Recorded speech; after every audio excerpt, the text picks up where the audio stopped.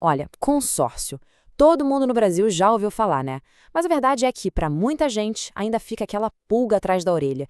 O que é isso, afinal? É um tipo de investimento? É tipo um financiamento diferente?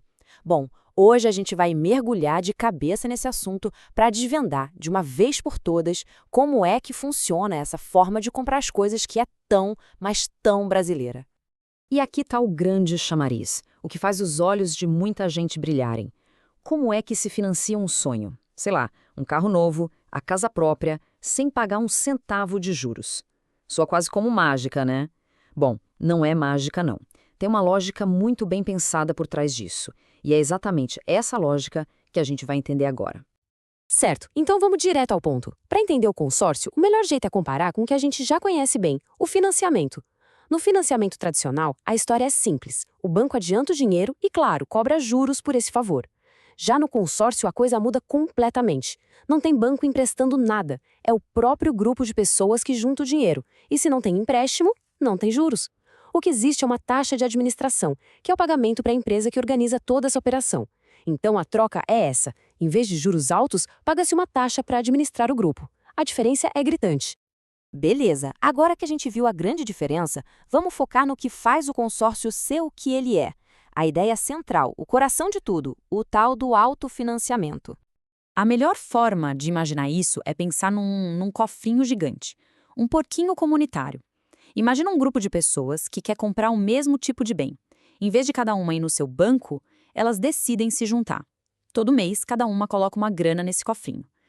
O montante que junta ali é suficiente para, todo mês, um deles pegar o dinheiro todo e comprar o bem à vista. É isso. O grupo se financia. Simples assim. Mas para essa ideia do cofrinho funcionar sem virar bagunça, precisa ter regra e organização. E aí entram três peças-chave no tabuleiro. Primeiro, claro, os participantes, o pessoal que está no grupo. Segundo, a administradora. Ela é tipo o síndico do prédio, cuida do dinheiro, organiza as reuniões, garante que tudo está correndo bem. E para fechar com chave de ouro e dar segurança para todo mundo, tem um xerife de olho em tudo, o Banco Central do Brasil. É ele que fiscaliza as administradoras e garante que a lei está sendo cumprida. Ou seja, não é terra de ninguém não, é um sistema bem regulado. Vamos falar agora de uma coisa que, nossa, sempre gera dúvida. A parcela. Como é que se chega naquele valor mensal? E a pergunta de US$ 1 milhão. Esse valor fica congelado até o fim? Pois é, essa é a pergunta que todo mundo faz. Comecei pagando X, vou pagar X até o último mês? E a resposta, para surpresa de alguns, é não, a parcela não é fixa. Peraí, como assim? Ela acompanha o preço do bem que se quer comprar. Pensa comigo, se o preço do carro que o grupo quer comprar sobe lá na concessionária, o valor da parcela tem que subir um pouquinho também. Se for um imóvel, ela acompanha um índice da construção. Isso vale para todo mundo do grupo, tá? Mas por que essa regra existe? E aqui está o pulo do gato. Isso é para ser justo com todo mundo. Imagina o seguinte, a primeira pessoa do grupo pega o crédito e compra o carro por 80 mil. Se 5 anos depois, esse mesmo carro custa 100 mil, o dinheiro do fundo tem que ser suficiente para a última pessoa também comprar. Se a parcela não fosse corrigida, o último da fila ia receber um valor que não compra mais o bem. Então, esse reajuste é, na verdade, uma garantia de que o poder de compra de todo mundo vai ser mantido do primeiro ao último dia. Faz todo sentido, né?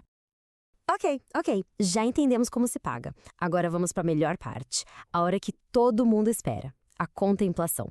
O momento de finalmente pegar a carta de crédito e ir comprar o bem. Como isso acontece na prática? Basicamente, tem dois caminhos para chegar lá. O primeiro é o sorteio. Aí não tem jeito, é contar com a sorte. Todo mês, alguém é sorteado e leva. O segundo caminho é o lance. É como um leilão. Quem oferece adiantar o maior valor, leva. E dentro do lance tem o lance com dinheiro do bolso, o chamado lance livre, e uma carta na manga muito interessante, que é o lance embutido. E o que diabos é esse tal de lance embutido? Olha, essa aqui é uma jogada de mestre. É uma forma de dar um lance sem ter o dinheiro na mão. Usa-se um pedaço da sua própria carta de crédito como oferta. É uma estratégia genial para quem não tem uma reserva de dinheiro, mas quer tentar acelerar a contemplação. Vamos ver na prática como funciona. É bem simples. Imagina que a carta de crédito é de R$ 100 mil. A pessoa decide dar um lance embutido de 20 mil. Se o lance dela for um vencedor, o que acontece? Ela não recebe os 100 mil cheios. Ela recebe 80 mil para comprar o bem. E os outros 20 mil? Eles são usados para quitar as últimas parcelas do plano, ou seja, ela antecipa o sonho, só que recebe um crédito um pouco menor. É uma troca muito inteligente. Bom, a vida acontece, né? E às vezes os planos mudam. Surge um imprevisto, o orçamento aperta, e aí vem a pergunta: o que acontece se alguém precisa pular fora do barco no meio do caminho? Como fica a situação de quem desiste? Olha, aqui tem um mito muito forte, uma ideia antiga que muita gente ainda tem na cabeça. A de que, se desistir, só vai ver a cor do dinheiro de volta quando o grupo acabar, lá no finalzinho. Só que isso mudou. A lei hoje em dia é diferente. Quem desiste, o chamado excluído, não fica mais na geladeira esperando o grupo acabar. Essa pessoa entra numa espécie de sorteio mensal só para os desistentes. Então ela tem a chance de ser sorteada e receber o que pagou bem antes do prazo final. É uma mudança importante que deu mais agilidade ao processo. Certo, mas recebe tudo de volta? Não exatamente. Vamos olhar com calma. O valor que foi pago para o fundo comum, aquele que forma o cofrinho, esse sim é devolvido. Agora, a taxa que a administração, que pagou pelo trabalho da empresa até ali, essa não volta. E atenção, geralmente tem uma multa prevista em contrato. Por quê? Porque quando alguém sai, isso prejudica um pouco o planejamento financeiro do grupo todo. Essa multa serve para compensar isso. Ufa, chegamos na reta final. Contemplação na mão, sorriso no rosto. E agora? Que outras cartas na manga podem ser usadas?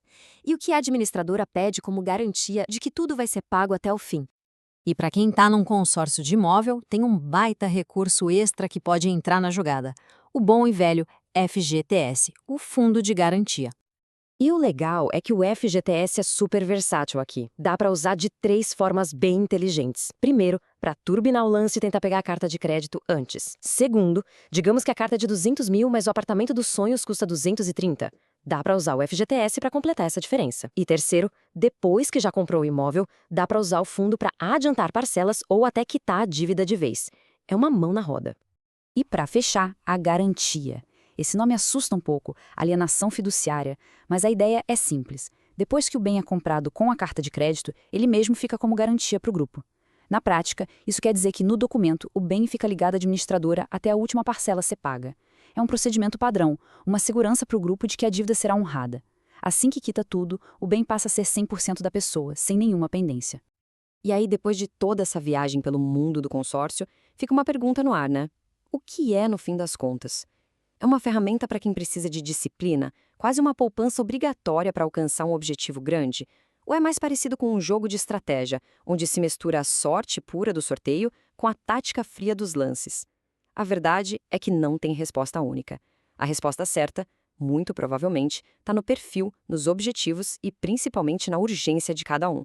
Vale a pena pensar nisso.